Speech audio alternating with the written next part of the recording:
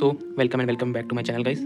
और आज का दिन काफ़ी ज़्यादा प्रोडक्टिव रहा और मैंने काफ़ी ज़्यादा अपने जो टारगेट्स थे उसमें 70 to 80% टारगेट्स जो है कंप्लीट कर लिए। कुछ टॉपिक्स रह गए, जैसे कि लोकोमोशन का टॉपिक आज मैं शुरू नहीं कर पाया क्योंकि मैं एक्सक्रीशन और न्यूरल और पीरियोडिक में ही फंसा रह गया, इसलिए मैं लोकोमोशन का चैप्टर जो था शुरू नहीं कर पाया। लेकिन मैं सोच रहा था कि उसको आज खींच लूँ या फिर सुबह जल्दी जल्दी उठ के खींच लूँ।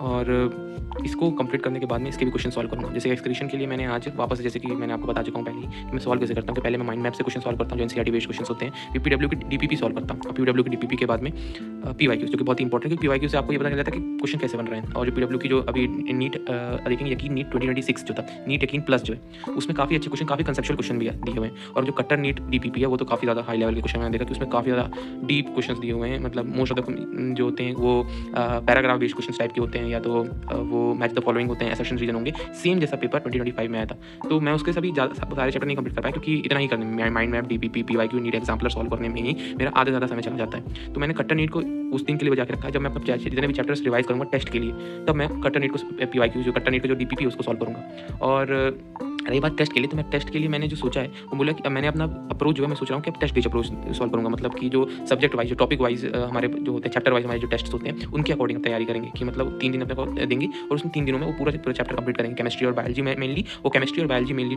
टेस्ट करके उसका टेस्ट देंगे, जिसकी वजह से आपका टेस्टिंग भी कंप्लीट हो जाएगी, तो टेस्टिंग का भी गिल्ट नहीं रहेगा मुझे, और उसके साथ साथ में चैप्टर भी धीरे धीरे करके कंप्लीट होते रहेंगे। बट मेन प्रॉब्लम जो अभी मेरे साथ में हो रही है, मुझे लग रहा है कि वो स्लीप शेड्यूल खराब होने की वजह से होगा। मुझे लगता है कि काफ़ी ज़्यादा आप लोग रिलेट करेंगे कि आजकल रात में 3-3 बजे तक में नींद नहीं आती है, तो हम लोग या तो फ़ोन खोल लेते हैं या तो कुछ भी अपना रखते हैं ताकि हम लोगों को नींद आ जाने लगे। ठीक है, फिर 3 बजे हम लोगों को नींद नहीं लगती, फिर 8:30 बजे वापस जगाना होता है, क्योंकि अगले दिन पढ़ना भी तो है। हम लोग 10 बजे तक सो सकते नहीं है, तो 8:30 बजे मैं वापस जग जाता हूँ। लेकिन 8:30 जगने के बजे जग तो जाता हूँ, लेकिन फिर उसके बाद में दिमाग तक मैं अवेक रहता ही नहीं है। ब्लैक कॉफ़ी पीता हूँ, मैं काफ़ी ज़्यादा ब्लैक कॉफ़ी पीता हूँ, बट ब्लैक कॉफ़ी पीने से भी मुझे नहीं लगता कि इतना ज़्यादा कुछ असर होता है। ब्लैक कॉफ़ी पीने से उल्टा आपको और भी ज़्यादा लेथार्जी फील होने लगती है। जब आपका नींद नहीं पूरी हुई तो ब्लैक कॉफ़ी भी आपको कोई काम नहीं करेगी। मैंने देखा, जब आप इतना ज़्यादा कॉफ़ी को अपने बॉडी के अंदर इंजेस्ट कर लेते हो, तब आपकी बॉडी उस कॉफ़ी से रेजिस्ट करने लगती है। क्योंकि फिर उसके बाद में, जैसे कि ड्रग्स का होता है और किसी चीज़ का होता है, तो कॉफ़ी का भी सेम इफेक्ट ही होता है कि आपको उतनी लेवल, उतने स्ट्रॉन्ग कॉफ़ी वर्क करती नहीं है। मैं तो काफ़ी समय से कॉफ़ी पी रहा हूँ, तो ये एक मेजर फैक्टर जो है वो मेरे को अभी इफेक्ट कर रहा है। और अगर मैं देखूँ तो दिन का जो first half of the day होता है वो पूरी तरह से बर्बाद ही जाता है इसी तरह लेथार्जी, स्लॉपीनेस, लेजीनेस के साथ हो जाता है। दिमाग को अवेक करने के लिए किताब को खोलता हूँ पर दिमाग के अंदर कुछ घुसता ही नहीं है। लेकिन जो second half of the day, मतलब जो 4 बजे के बाद वाला डे होता है, तो तब तक मैं दिमाग उतना अवेक हो जाता है। तो 4 बजे के बाद वाला डे पे मैं मैक्सिमम प्रोडक्टिविटी के साथ में 4 घंटे 5 घंटे तो पढ़ लेता हूँ।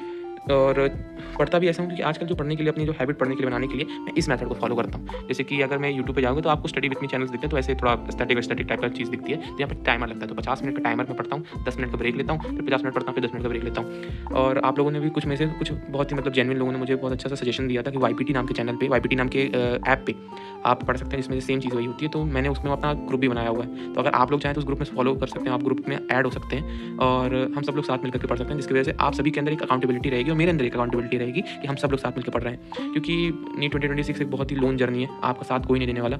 आप जितना सोचने कि आपके पेरेंट्स भी आपका साथ देंगे, नहीं। एक पॉइंट ऑफ टाइम में अगर आपका सिलेक्शन नहीं होता है तो आपके पेरेंट भी आपका साथ नहीं देंगे कि तूने इतने सारे ड्रॉप ले लिए, इतने सारे अटेम्प्ट्स ले लिए, इतना समय से पढ़ रहा है, पिछले साल भी तो तूने पढ़ाई की थी, तो फिर भी सिलेक्शन क्यों नहीं हुआ? ये मेन पूछेंगे ना, आप सिलेक्शन क्यों नहीं हुआ? तब आप जवाब ही नहीं दे पाओगे कि सिलेक्शन क्यों नहीं हुआ मेरा, क्योंकि आपके पास में खुद रीज़न नहीं है कि मैं सिलेक्शन क्यों नहीं ले पाया अपना। तो इस सारी फीलिंग से तो मैं काफ़ी ज़्यादा यूज्ड हूँ और इस फीलिंग से हमेशा बैटल करता भी रहता हूँ। और मैं आप लोगों को भी इसी के लिए इंकरेज करूँगा कि इस फीलिंग से बैटल करनी ही पड़ेगी। हम लोग ये नहीं कर सकते हैं कि अपने आप को ये सोच लें कि नहीं यार, हम लोग इस फीलिंग से बैटल नहीं करेंगे, हम तो रोएंगे, क्योंकि रोने से भी अगर कुछ हो सकता है। अगर मैं बोलता हूँ रोने से, गिल्ट लेने से अगर आपको कुछ हो रहा है, आपको कुछ फ़ायदा हो रहा है, तो मैं तो कहता हूँ आप पूरा दिन रो, फिर पूरा दिन गिल्ट लो। तो इसलिए मैं बोलूँगा कि मेरी तरह ही मेरा भी जैसे पूरा दिन वेस्ट कर जाता है। लेकिन अभी जब से मैंने ये शुरू किया, ये जर्नी शुरू की, डे 1, डे 2, डे 3, डे 4 जो तक मैं आया मैं, तो इस जर्नी में भी मैंने ये देखा कि कोई भी दिन ऐसा नहीं गया जिस दिन मैं पढ़ाई नहीं की हो। 2 घंटा पढ़ो, 3 घंटा पढ़ो, 4 घंटा पढ़ो, 5 घंटा पढ़ो। अब जो पूछते हैं मुझसे, चैनल में पूछते हैं कि भाई अभी मैं 0 पे हूँ, अभी मैं एससी कैटेगरी से हूँ, मेरे पास में रिजर्वेशन है, फिर मेरे रिजर्वेशन नहीं है, मुझे प्राइवेट कॉलेज लेना है, 300 नंबर आ जाएंगे, 400 नंबर आ जाएंगे, 500 नंबर आ जाएंगे। मेरे बोलने से अगर 300, 400, 500 नंबर अगर आ रहे होते ना, तो मैं खुद के लिए ही वही मैनिफेस्ट कर लेता कि मेरे 500 नंबर आए।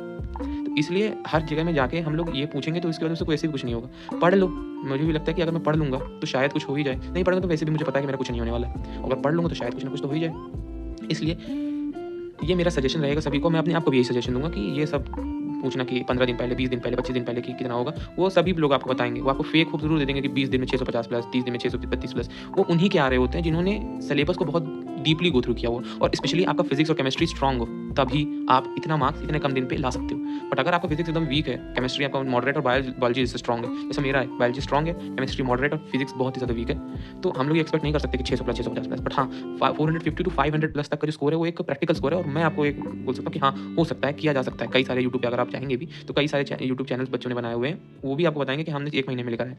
बट ये है कि आप अगर बिल्कुल जीरो से मत स्टार्ट करो यार, मतलब कुछ तो आपको पता ही होगा, कोई भी जीरो से नहीं स्टार्ट करता है। आपको आपने 1 चैप्टर तो पढ़ा होगा, 2 चैप्टर तो पढ़ा होगा, आपको ये तो पता होगा ना कि बायोलॉजी में चैप्टर कितने हैं, केमिस्ट्री में चैप्टर कितने हैं, केमिस्ट्री में इनऑर्गेनिक, ऑर्गेनिक और फिजिकल होती है, तो आप उससे गो थ्रू होके जा सकते हो।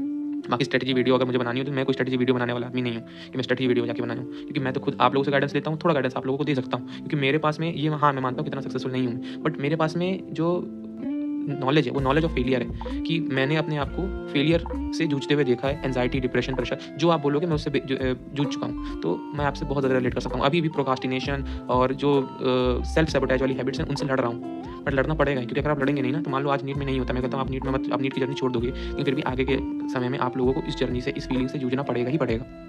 तो इससे अच्छा है कि हम थोड़ी मेहनत कर लें। हाँ, मैं बहुत नहीं बोलता कि 10 घंटा 12 घंटा पढ़ो, थोड़ी मेहनत कर लो यार, 2 घंटा 4 घंटा रोज़ पढ़ो, ताकि और अपने को बिजी रखो, ठीक है।